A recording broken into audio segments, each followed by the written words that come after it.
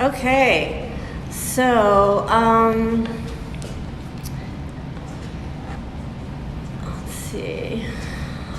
I brought a little bit of an introduction to my work, just to sort of contextualize where I'm coming from in terms of the conversation, and I'll try to get through this part fast because it's really about you. Right now, I am the guest assistant curator at MoMA PS1 for Nicole R. Fleetwood's project. She's the lead curator. Marking Time, Age, and the Art of Mass Incarceration, that's up right now, which is phenomenal. That's Nicole, and that's the cover image of her book of the same name that just came out from Harvard University Press. She's been working on this project for 10 years, so I guess that's an ad to go and see it. It's up through April. I'm also working I'm the curator of programming for Women Photographers International Archive, otherwise known as WOFA, with this wonderful woman whose name is Aldede Delgado, and we actually have a talk tomorrow presented by Pam online. And that's a new organization that's based in Miami, so we have Miami connections.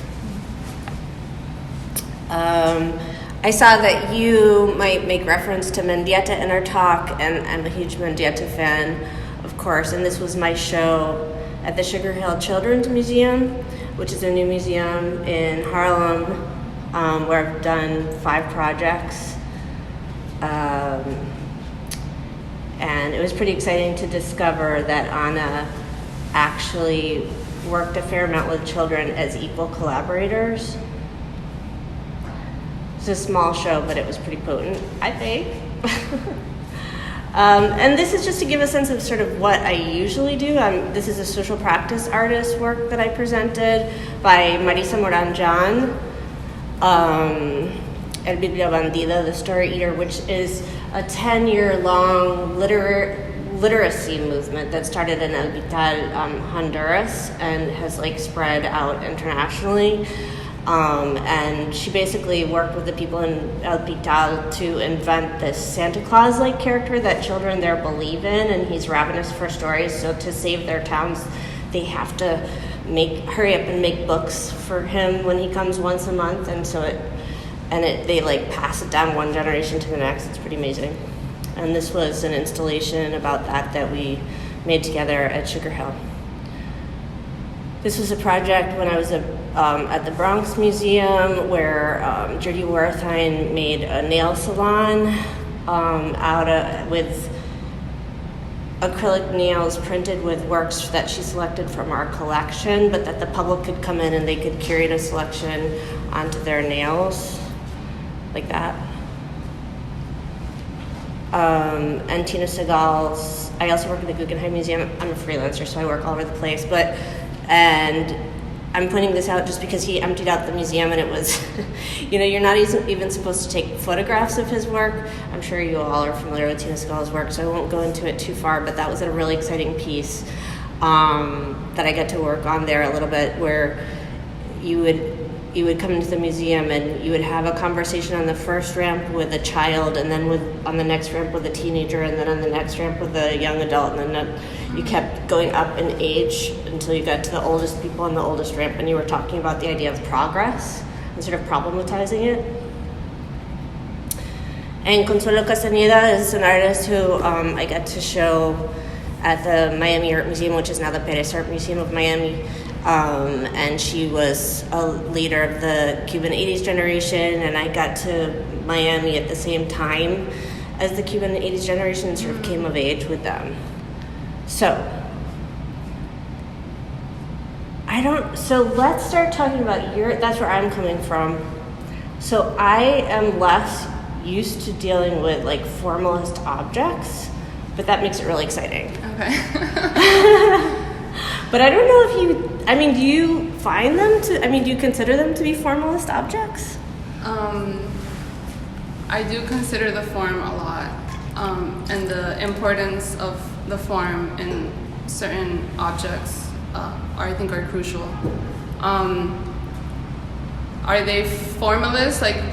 for the sake of themselves is just like that. I don't think so. They also come from like all of these histories and material symbols as well. Yeah, and color symbols as well. I definitely am feeling them in terms of like biomorphic body shapes. I feel like material, like fabric, speaks to the body, speaks of the body. Yeah. I wonder about your like how you see colors. It's sort of like Eleochisica, like the color takes on a body of its own. Like how does color function for you? So the color references are direct symbols of certain Orisha deities, like the blue for Yamaya and the yellow for Oshun. But then I am interested in textiles. And the moment that a textile touches our skin, the point in between where like the spirit is entrapped and like our spillage, our sweat, our stain becomes part of the textile. So I am interested in the color seeping in, spilling, staining, dyeing certain fabrics. So it's not just like a paint application, it's like a inhibition of blue within the entity of the fiber. Yeah. So the blue is more than just skin deep. Mm-hmm.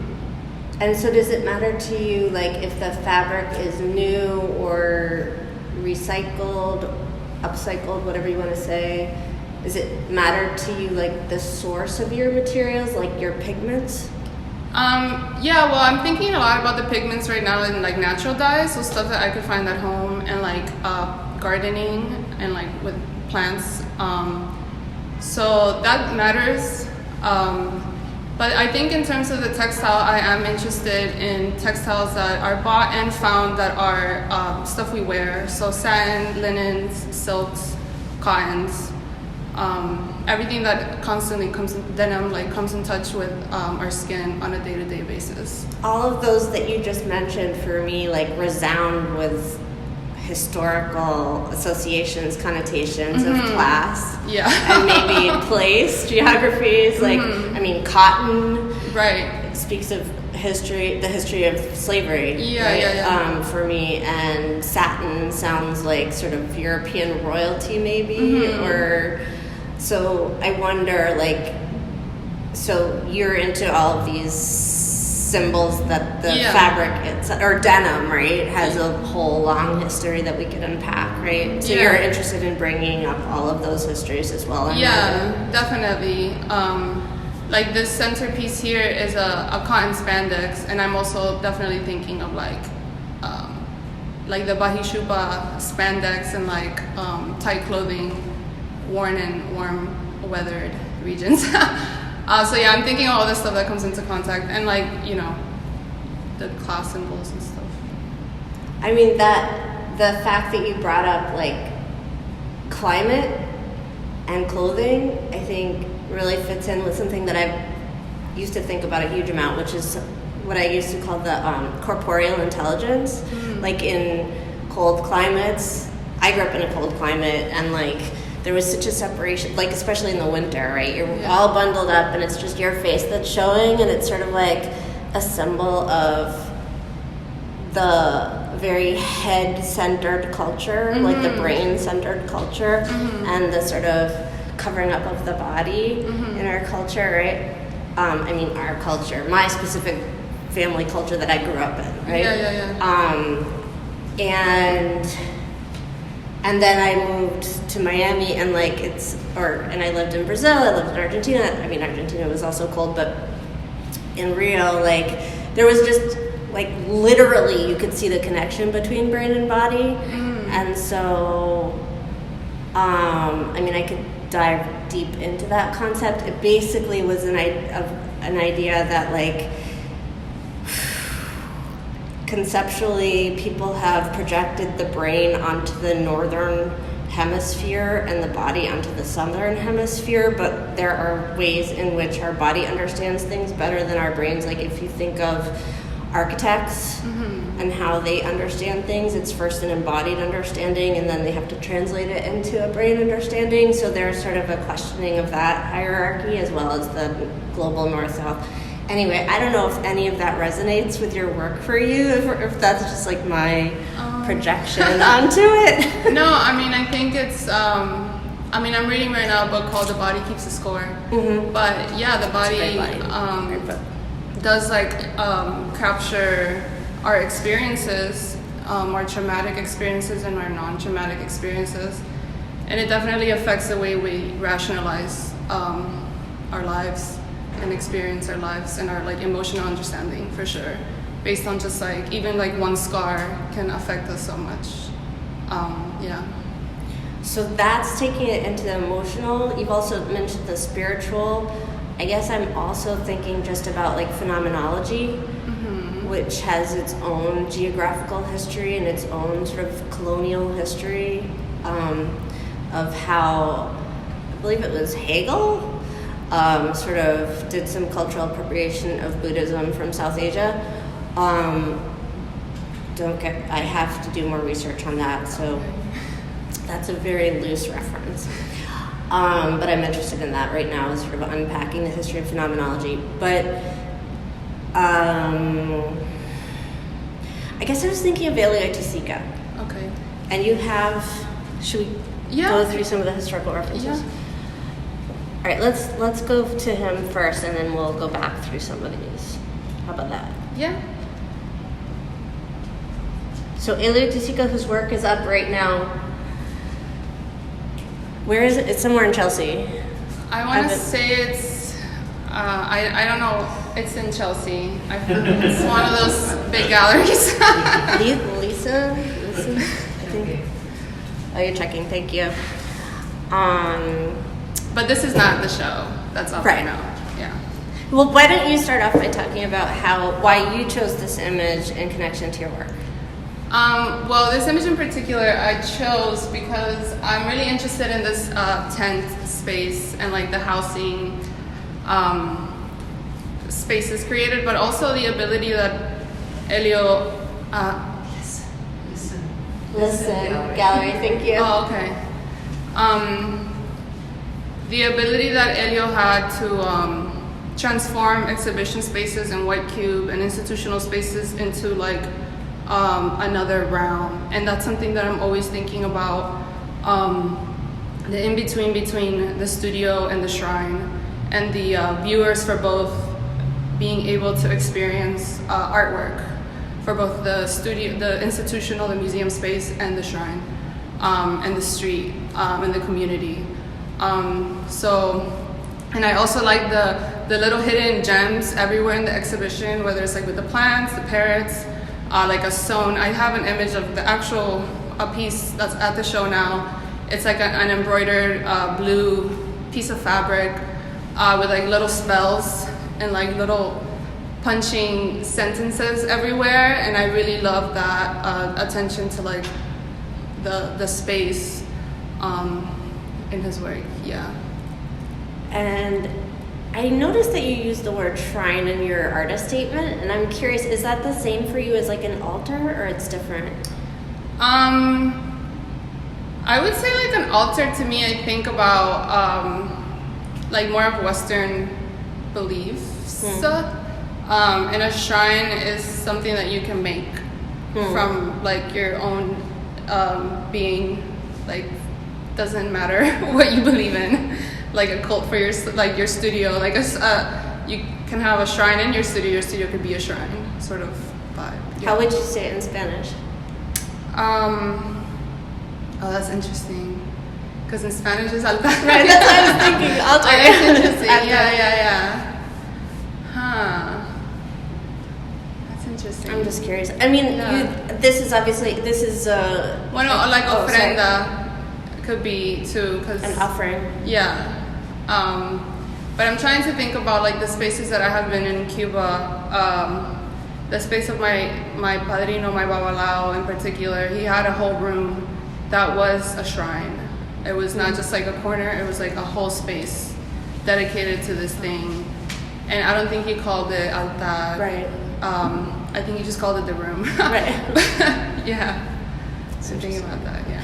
So the materials, I mean, we were talking about your materials, and Eleoticica's materials are referencing favelas in Rio de Janeiro. And, of course, sensory input, so the sand and the hay and all the other water, right? And all the other materials that you're talking about, books, right? Discarded books, parrots, plants, etc. So, and you're talking about sort of collapsing or trying to collapse the distinctions between inside an art space and outside an art space. I heard you, if that's correct. Yeah, trying to find the in-between. And trying to think of an art space as a fertile place, like an everyday place could be. And not you just, also, go ahead. Not so like clinical, and not so within like the institution of this art construct vibe. Yeah. Okay. And you said the word fertile is like screaming out at me, because you also talk about your work as being like a womb. So you're interested in this idea of fertility, art and fertility. Can you talk a little bit about that with what we're seeing here in this space? So most of my work, if not all of my work, deals with abstraction and the idea of a womb as a space of potential for anything. Whether the potential is realized or not realized, I think is irrelevant. It's the fact that it is this space of potential that is important to me, and that just fed into my creative practice. And in particular with these pieces, these two current pieces in particular, I'm thinking of a womb as a water-filled space for potential, because water is always in the womb. It's spilled. I mean, when you give birth, your water breaks. It's always getting filled and drained of fluid. And then, so these pieces evoke water. Yes. And also the potential to possess a spirit too, the womb has, I think. Yeah. And water also makes me feel like, reminds me of my connections with Cuban culture and talking to spirits, being connected with spirit, which is also connected, I'm sorry, I need to speak up, which is also connected to like what you're talking about in terms of healing, like the body. What is the title of the book? The Body Keeps a Score, right? Yeah. It's like connecting spirit and body, I believe, in healing modalities. I just am conscious that I want to keep moving forward. Are there any other of your references that you wanted to bring up for now? Yeah, I mean, I think, we can just go along and like jump back and forth. Okay. I mean, one thing that your talking reminded me of. Oh, this is weird. Oh, this is not the most recent version of this. I don't know if we could update it somehow. Weird, right? The ones that I just added in are not here. We need to just go out and then come back in again. Oh, should I put on my mask?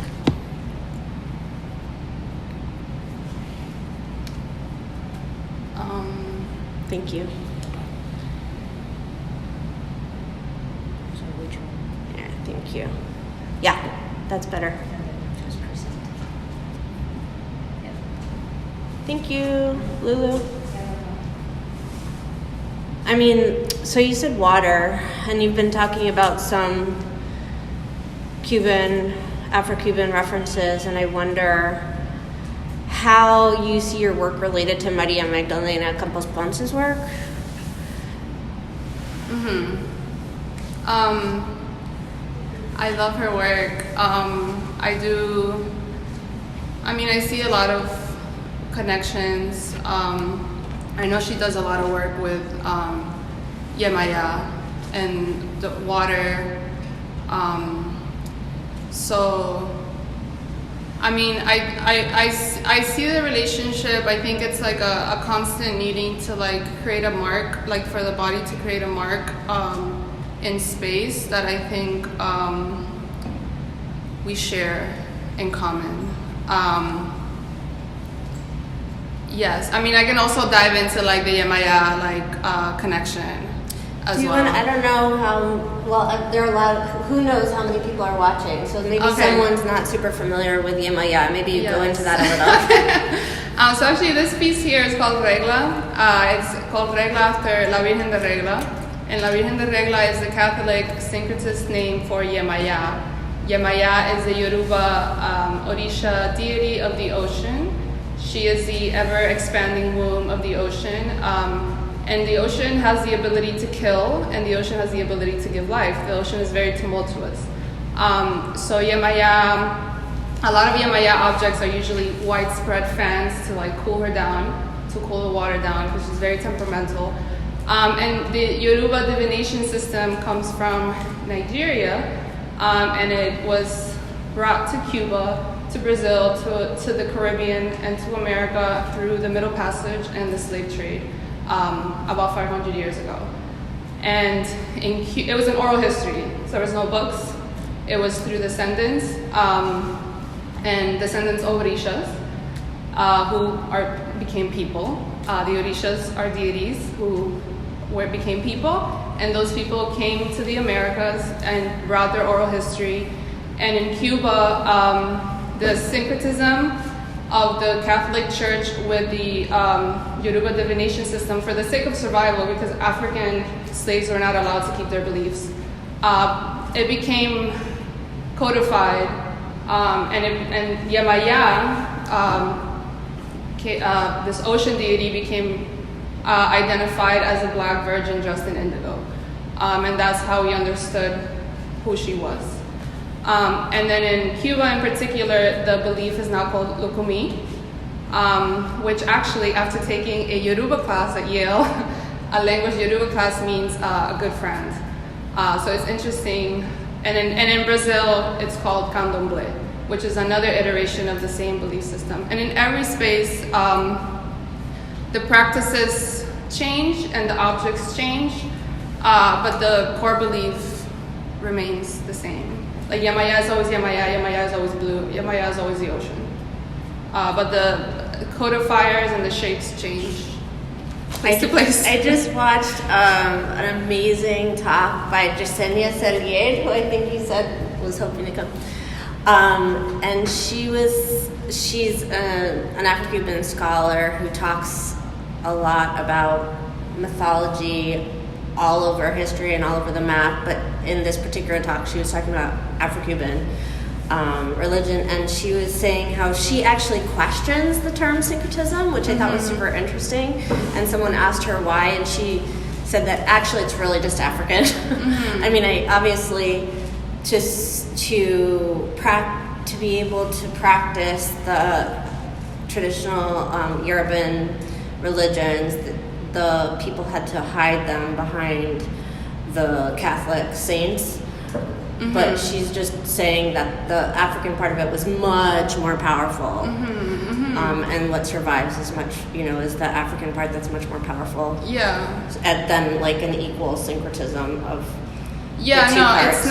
it's not like I don't think it's an equal syncretism. I think not even with the objects and like the offerings is there like a remnant of the Catholic Church, but I think that in particular in Cuba, in El Cobre, in Santiago de Cuba, the church for La Virgen de la Caridad is a church for Oshun. You never see the Virgin dressed in yellow, and like the people that make the pilgrimage there on top of this mountain to give their offerings, you know that they're giving their offerings for Oshun. But there is a depiction of a Mary in the space of this church. So I think that's where the syncretism becomes interesting. Even today, where like you can openly practice lokumi in these spaces, like that church still stays. Yeah.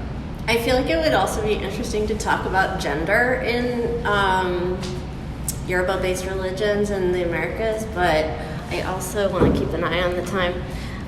Yeah, I guess it's sort of. Are you interested in that? Or is it taking it a bit too far? I don't know. It's okay.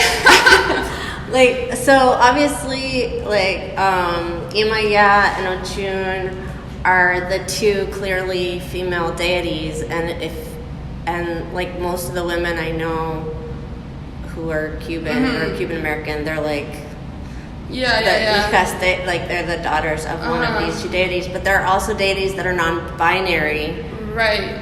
Yeah. I mean, my head is Owatala.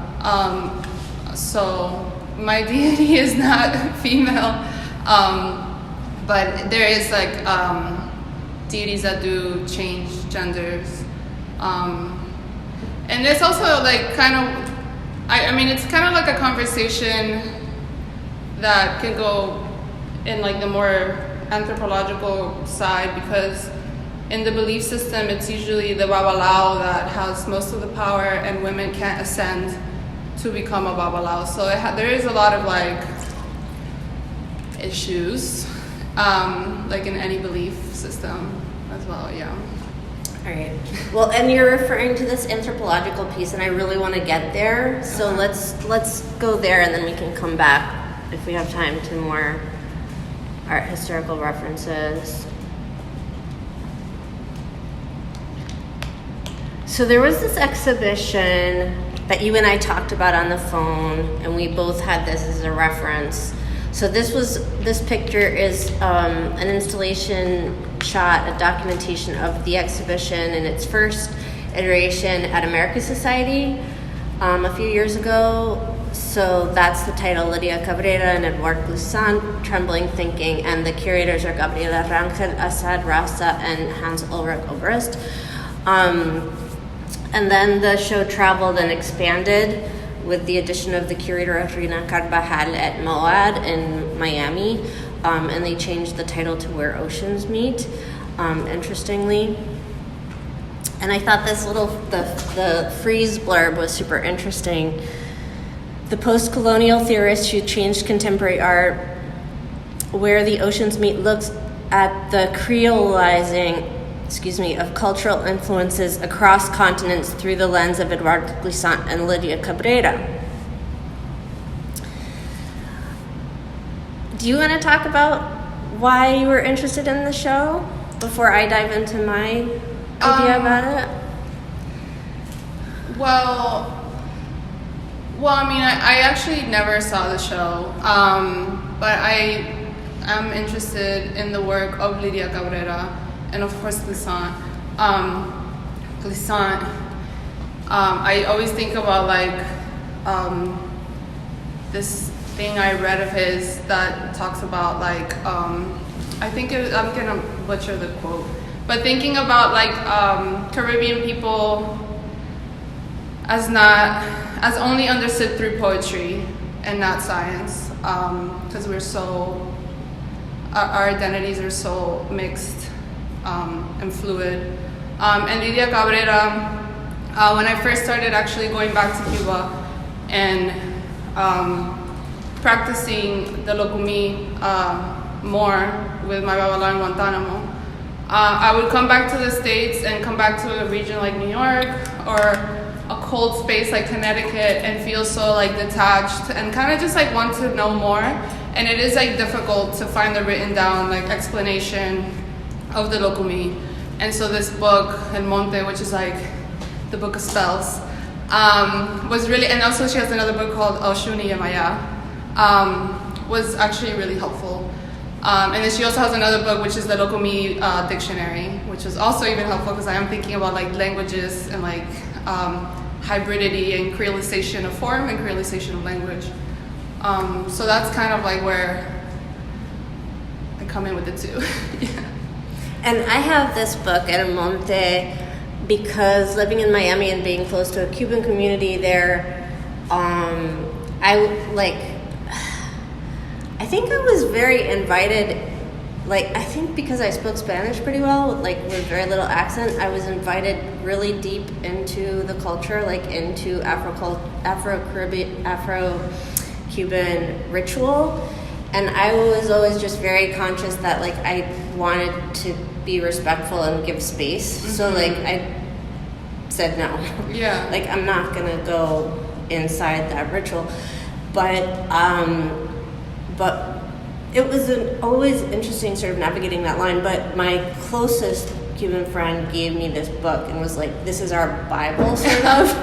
Sort of. I mean, it's very intense. And I also think it's kind of funny because, like, reading it, like, you can't, like, it's not you can't practice it. And I was, like, thinking of, like, an academic reading this, and it's like, what to do if your husband cheats on you? Like burn this, do that. And I'm just like, what?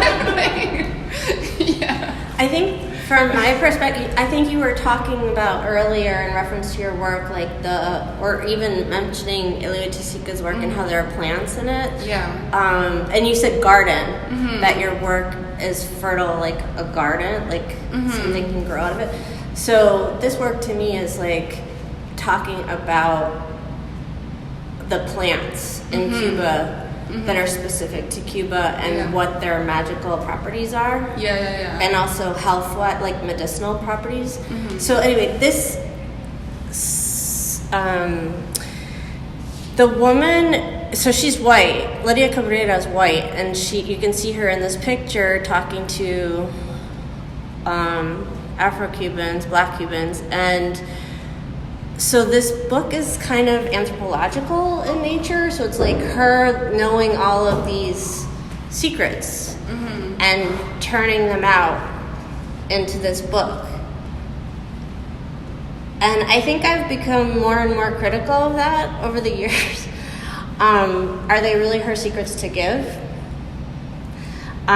Is my question. And then Edouard Glissant in this book talks about a lot of concepts, but one that really sticks out for me is this concept of opacity, the right to opacity. And he is from Martinique? No, Dominican. No. Sorry. Martinique. He's from Martinique. Yeah. Martinique. Yeah. Okay, thank you. Martinique. He's from the philosophical lineage of Aimé Césaire and Frantz Fanon, and he were all in this, like, lined up in a row in Martinique. Okay. And so this concept of opacity is basically saying, like, if you're looking at the duality, and I think a lot of what we're talking about here is chopping away at binary thinking, but he's looking at the duality or the binary between European and Black, basically, thinking, right? White and Black thinking, and he's saying, like, white people basically want to know everything about Black culture so that they can categorize it and control it. They can label it and stick it in boxes, and he's like, we have to fight for the right of opacity. Like, don't tell your secrets, right? So it was just interesting to me that these two sort of opposite thinkers got put together as arguably, I mean, my interpretation of the show when I first saw it, and honestly I didn't spend that long reading all of the materials. I read some of the materials that went along with it, but I didn't realize what a lasting impact it was going to have on my thinking. I have to go back and read more about the curator's perspective, but at first my take on it was like, these are the two of the strongest thinkers coming out of the Caribbean, or two of the thinkers who have made the biggest impact on the academy, let's say, the white, like, academic world. And so that they're kind of set up as equals in this show, but then I didn't even get at they're actually polar opposites in their approaches. So, with that said, I feel like that reflects on your work. Do you feel like you're your work plays between those two poles at all? I mean, one thing I will say about Lidia Cabrera, obviously I didn't know her, but I do believe she was a practitioner of Lokumi. And I do think that there is this belief, and actually I just remembered a wonderful anthropologist that I just recently met called Aisha Beliso de Jesus, and in her writing she does talk about the fact that non-black, non-slave descendants people can embody the space of slavery and of the Orishas and of the lineage by entering the Lokumi and letting an Orisha into their essence. So there's also that duality, and I think that talks about embodiment on various levels, which is why you see a lot of white babalaos in Brazil and in Cuba, because it is believed that they could do it. But I do think about definitely hiding a lot of my secrets with the work, and shrouding is important. Not making it easily accessible for the viewer, but once they're in, they're in. There's no going back. And I always do talk about the coconuts on the side of the road in Cuba that I grew up watching everywhere. And I mean, the coconut's not here. I mean, it's a little bit here, but the coconut always is an important form. Actually, I could just bring the coconut. Oh, here it is. Seeing the coconuts on the side of the road in Cuba that had feather and other little things in it, and my dad always telling me, don't look at that because it's gonna attach to you, the spirit is gonna catch you just by looking at it, something's gonna whatever that person threw out of their house is gonna come to you. And it's so fascinating that just looking at an object can implicate you in so many ways. So I do play a lot with that. Yeah, I don't know if I answered your question. I lost track of it. I guess that's super interesting, vision as a kind of entryway of some sort of spiritual thing happening to you is interesting. It also reminds me of Ana Mendieta's oferta offering in the ceiba tree in Little Havana in Miami. Yeah. There's a ceiba tree in the middle of Little Havana, and you can still go and see where Ana Mendieta carved one of her silhouettes into the root, and people still go and leave offerings there. And a ceiba is a type of tree that's the most sacred, or arguably one of the most sacred trees in this tradition. Yeah. About which Lidia Cabrera writes. Yeah. What was I going to say? I think what I was... Oh, there she is again. What I was interested in... I was just talking about your work. I think what I was interested in is this duality between showing and hiding. And, that's sort of what abstraction is. So what do people take away from it?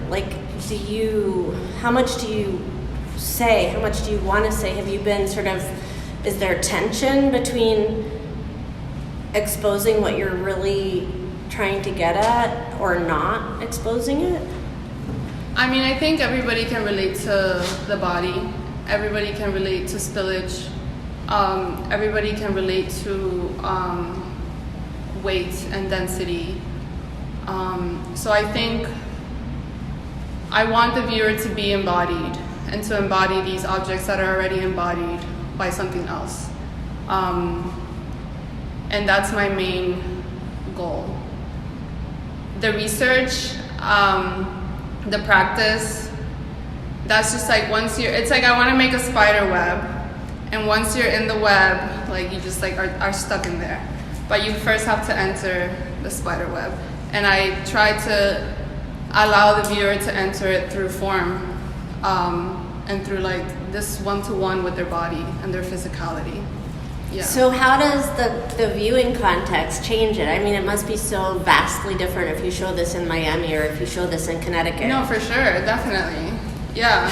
What are some of your experiences with my first studio visit at Yale was with this artist called Matt Keegan, and the first question he asked me was, "Who's your ideal audience?" And I said Cuban people, because they would just get it right away. They would see it as they would see Yamaya right away, you know, and like the ocean and like the passage and like the ocean as a border and like all of these implications of water right away. So it does change extremely, yeah. So what happens so you're saying that you're interested in how people can approach your work with just their body and sort of bodily understanding of gravity and stuff like that. So like, how does that work out? Like, have you seen sort of the learning in real time, like how people take it in and experience it in real time before you say anything? Like, how do you transport them to where you want them to be? I mean, I think I have seen it in real time, and people are always talking about, like, especially with this piece here, like the aggressive nature of that iron board or fence that I've cut out, and like the weight of the coconuts, these 8 coconuts that are an anchor for my weight. I've seen that being like the first instinct, like afraid, like a little bit of a fear for their own skin by these pieces. Yeah. And you talked about that too, that you're interested in people being sort of, you know, seeing tears or pretend, you know, the stretching of fabric, and there's some sort of danger involved, or you know, like an implication of danger. Yeah. A reference to danger. Definitely. And I mean, like, we all have the same sort of body, but our understanding of our bodies is also based on like our geographical settings, you know. I'm cold right now. But I feel in a completely different body when I'm in Cuba, you know. I'm like hot, moving. I feel the weight of my body much more. You feel the breath. Definitely. Yeah. So I think that also affects how the audience views these pieces, definitely. And then thinking also back on like Elio Tisica, how he was able to transform these spaces, that even in Chelsea, I see these parrots, and I'm immediately transported back to the Caribbean. Although I'm a little worried about the parrots all the time, but like instantly, like I can go back. Yeah. I mean, he was also, it was sort of ironic for him that, because he was one of the people who started the Tropicalia movement, right? Mm-hmm. And he was highly aware of like stereotypical images of Brazil and contesting those images, but he was also highly political. So like his parangolés, which I don't think we have a picture of, but basically it's like the similar kind of fabric that he used to build these spaces that reference the favela spaces. He also made, with the favela residents in Mangueira favela, he brought them like monochrome pieces of fabric that were references to monochromatic history and art history, and then he had them sew them together in kind of unpredictable ways, and they wore them. He was a great dancer, and he danced with them in the annual samba competition. He was already part of their samba group. It wasn't like he pushed himself on them. And they won. They won the annual samba competition against all of the regular sort of feathery costumes with the teeny bikinis that we're all used to seeing, which are also fabulous. But the exciting thing was that because they were obviously artworks and a reference to art history, he had them samba right into the Museum of Modern Art in Rio de Janeiro, and that was the first time Black people were ever allowed into the Museum of Modern Art in Rio de Janeiro. So there's like all these different levels going on. All right, so I am conscious that we wanted to give you guys a chance to speak up. And I see Jasenia Sellier here, who's a superstar in my world, academic. And I was talking about what you said in your recent talk about how you were questioning syncretism. So we talked a little bit about that. But any questions about Maria's work? Yes. I was thinking about the way that you were talking about embodying, and I was thinking about how to sort of during COVID and in general, like we try and be aware of how we expand and contract sort of like with the ebbs and flows of life. And I think sometimes it's the nature of people, everyone, to think about like something like colonialism as something that expands and contracts. Like it kind of comes in and out of like history. So I think it's interesting when you guys are talking about like artists who are self-defined or defined by others as like post-colonial. And I think like the results and impact of colonialism are like very much expanding and contracting with time. I guess so I was thinking about like how you feel like your work maybe as your body changes like throughout environments, how your work maybe changes like with context to colonialism, like if that makes sense. So sometimes you're creating in a moment and your work is very much connected to this presence of post-colonialism, and then maybe it's connected to this a moment of like that's very much embedded in colonialism and like these moments that. Yeah, I mean, I think I have no choice because I am a product of colonialism. I wouldn't be here if it wasn't for like the massacre and raping of various people. So I have to like accept it, and in a way love it because I'm here. You know, like it's like a terrible thing, but like it led to me. So I can't really like go back and forth too much. So I don't know if I'm like necessarily always thinking of colonial versus post-colonial. I'm thinking of the diaspora and the diaspora of bodies and the various diasporas that led to my body being made and my diaspora from Cuba to the United States to Connecticut to make these bodies, which are also diasporas. So in that way, it becomes less about, once again, less about this like historical understanding and more about like poetry. And also thinking of like Fred Moten, poetry as theory, and art as poetic theory instead of sort of like giving these people all the credit, you know, these statues and these names, all the credit for my existence, like taking it in and creating poetry from the result. I don't know if that answered your question. Yeah. Okay. There's no right or wrong.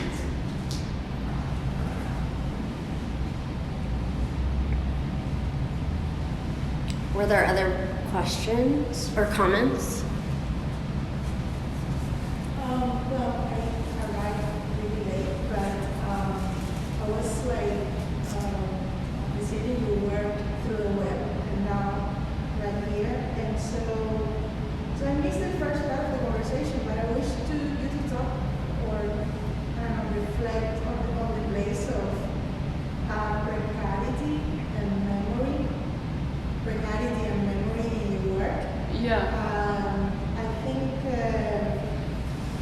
you're completely right because we Cubans will have a totally different connection to work, you know, because I don't know, like seeing like now firsthand, it talked to me about Havana streets and deterioration and things that are broken but end up like wielding different meanings, you know, at the same time.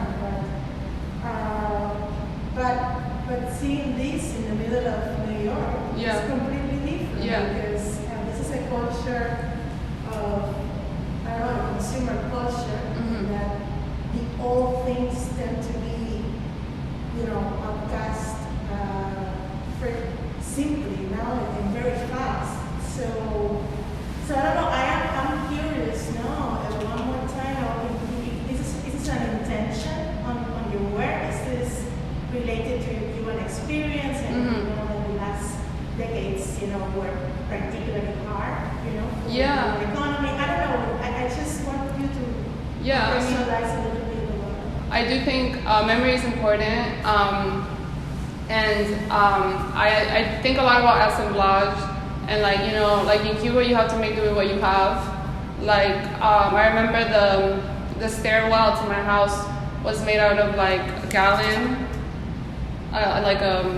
it was like I want to say like a milk gallon or like some sort of gallon that was like casted in concrete and like placed on top to make this like spiral staircase. And so like this idea of like making and transforming and retranslating material over and over again is really important, and it also relates a lot to the Yoruba divination system. Like materials have new meaning. A coconut is no longer a fruit. It's like, you have to throw it a certain way. A cowrie shell, it's like the way it falls like is super important. But then also thinking about, and maybe that relates to your question about colonialism, because I spend a lot of time at Yale working in the museum there with Yoruba sculptures. So actually I could actually show one. Yeah, perfect.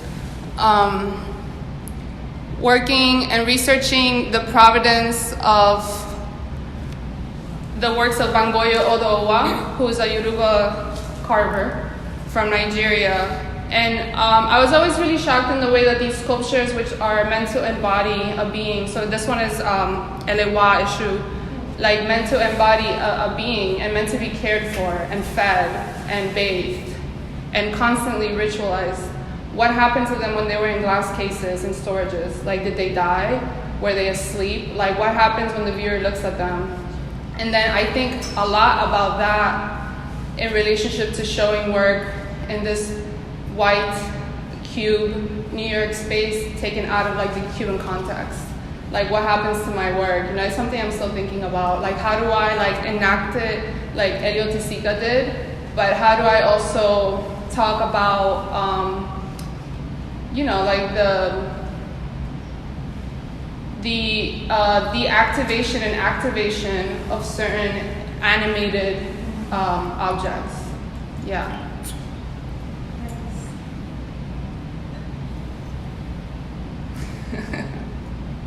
Because it's such a different aesthetic. I mean, like, seeing you here, Jasenia, I'm thinking about, the typical folkloric, right? You deconstruct the folkloric costumes that you might wear when you're dancing Ochun, and how different this aesthetic is, but it's still a reference to it. So, like, I wonder, like, you're also contesting the expectation from the Cuban end. Yeah, of course. Right. Yeah. Do you want to talk more about that, or not really? I mean, yeah, like I am interested in knowing what they think about my work. Yeah. It's like a messier aesthetic. It's like the abject. You're bringing the abject to it. Mm-hmm. But that's interesting though, because like it's sort of the guts of it. Mm-hmm. Of itself. It's like self-referential, maybe. I don't know. That's what I'm getting out of it, but I'm sure you think about it a lot. I think a lot about like dances and the clothing worn in dances, and definitely thinking back at the satin and like performances done. I think a lot about that. I wouldn't call it abject, but I am interested in like the spillage, like mm-hmm. the tearing open of the womb. Over the filling and emptying of this vessel over and over and over again through the course of a lifetime. Yeah. What about the women who have like 20 children? I think about that all the time. Yeah.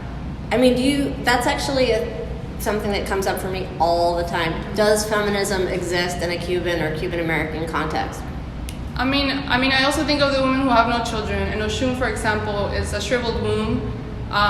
Like, people go to Oshun when they can't have children, So I do think about that as well. Like, the potential doesn't always have to be enacted. I would say, I don't know, maybe I can't speak on Cuban feminism, but I'm Cuban and I'm a feminist, so I guess there is that. Yeah. Cool. Let's see how we're doing.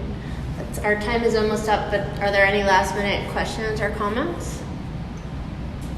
I would love Maria to speak about if you choose one work here and you describe it to us. You tell us how you made Yeah. it. Whichever one you like, they're all amazing. Thanks. Some of them look as though you could almost be wearing them, you know, Mhm. entering them. So I would love, that would make me very happy if you could Yeah. describe one of your works. So sorry for y'all on the live stream, but I'm gonna talk about Regla, which is named after La Virgen de Regla, named after Yamaya. And this piece actually was formally inspired by none other than David Hammonds. I was really interested in this.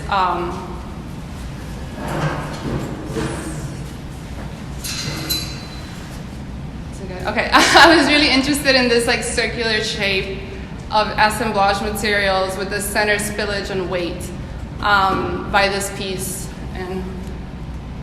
and this piece by Betty Saar, and also this piece by Terry Adkins, and also this piece by Sam Gillian. So I'm always going back to like my favorite artists for references. But this piece is in the shape of a circle, in the shape of a fan to keep Yamaya cool. It's also has like a flap tunnel dyed in indigo, cobalt, and coffee.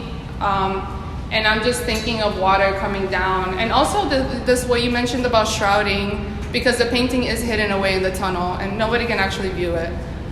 So I am thinking about like hiding away like the heart of the piece with the flap. Yeah. And I mean, I decided last minute to show it in space to show both sides. And I really like the flatness of it, the both sides. And it's all clothing we wear. I mean, even canvas, our jeans are made from canvas. So You can also see like the hand stitching, the handmadeness of it, the imperfections of it. Yeah, definitely. I love hand stitching and like the pulling of hand stitching. That is, I don't know, it speaks a lot to me. And like seeing it like now, right now in the space, and we think of the arrow. Mm-hmm. The arrow is the main dance of the Maya. Yeah. That when it's the storm on the sea, Mhm. she creates kind of a tornado in the water. Yeah. But also this suggests just like a universal mother. Mm-hmm. This piece hanging, I don't know, could be like a black hole or vagina. Yeah. It's like, but there is a lot there. Yeah, definitely. I mean, like the expansive womb of the ocean, definitely, is important. Now, and your work really draws you in. You were speaking about this, you know, the spiritual kind of magnetic power, and Mm-hmm. one feels that when I came to see your studio, the yellow piece, you know, it's very, you want to kind of enter it. Nice. Yeah, I mean, definitely material symbolism is important, and I do like put little spells on every stitch, like imbue everything with like a meaning for sure. And also you do performance, so like Yeah. this, because you can see how it's made, you've revealed how it's made in this, you know, big stitches, for example. It has a performative nature to it. Yeah. We can imagine making these ourselves. Do you ever do like interactive stuff or lead workshops or anything like that? Where you put your making into the hands of other people too? No, but the one time I have done that was with my performance 29 Latigazos, which actually 2 participants are in the audience. And they performed the same performance that I performed. And I gave them a set of instructions in the way of maybe like a workshop, because I gave them the set of instructions with the set of like historical baggage as well. So that was Can you was tell one. us what you mean by historical baggage? Well, I mean, I explained, the performance was about Obatala, so I explained the understanding of Obatala and the idea of a head, and what happens when your head embodies you through ritual, like when your Orisha becomes you physically. So that was it. Yeah. So they were meant to like embody Obatala these 29 times over and over and over again. Do you guys want to speak to that experience? Yeah, it was interesting. I'm not a performance artist, so but to kind of partake in this, I guess, realizing of this ritual, it was interesting because seeing the results. I mean, being a participant is one thing. I can't really recall my mindset when I was doing it, but seeing the other interpretations of like the prompt of the ritual was interesting because I feel like everyone kind of interpreted it in a different way. It's like a physical interpretation, so just seeing how our bodies kind of all do something different with the same information was really, really interesting. It's back to that physical thinking, but each person has a different kind of physical thinking. And I similarly like thinking about the translation of one person's interpretation to another, like after getting the instructions. I remember thinking a lot about Maria's like kind of care and her guiding of us as participants, and like the information that was provided beforehand helped me kind of enter more into her like headspace of what was going into the work and things that I wasn't accessing at first or like didn't have, but like to have her have like a very caring kind of like offering of the performance and to participate in it, it just kind of showed this like, it felt like a very like generous kind of moment from an artist that like is guiding you and also like letting you do the kind of interpretation that you think about it, that your own interpretation at the same time. So it's kind of like a really cool exchange between like artist and participant for me. And there was a piece of language in it. In a way, I realize that we have to wrap up soon, but in a way, I feel like these are almost against language in a way.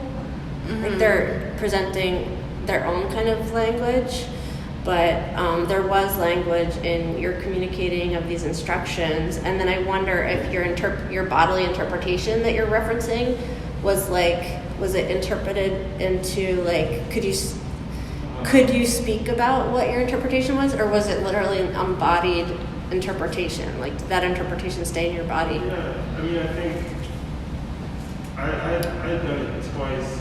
I've done it twice now, and I think it's, we see or read the book first, and we kind of have a sense of what's expected, but then when you're actually like in that place, you have to do the best you can when you have. I mean, she's like more of a performer, and I think since it's her piece, she has a specific relationship to it. But standing in for her in a way, or like standing in for this spirit, it kind of, you just have to kind of let your guard down and just do the best you can. And I don't know if that answers the question. Well, it's a very physical, uncomfortable performance. Yeah, So you it's not comfortable at all. Yeah. It's interesting. Can we see this online? Is it on your? At some point, can we follow up and look on your website or something? Yeah, it is online. Yeah. It's on your website? Yes. Okay. I think that's all we have time for, right, Natalie? Or we could. You can continue on if you want.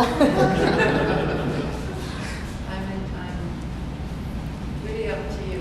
Do you feel like there's anything else you wanted to show or say? No, it's good. Thank you. Thank you.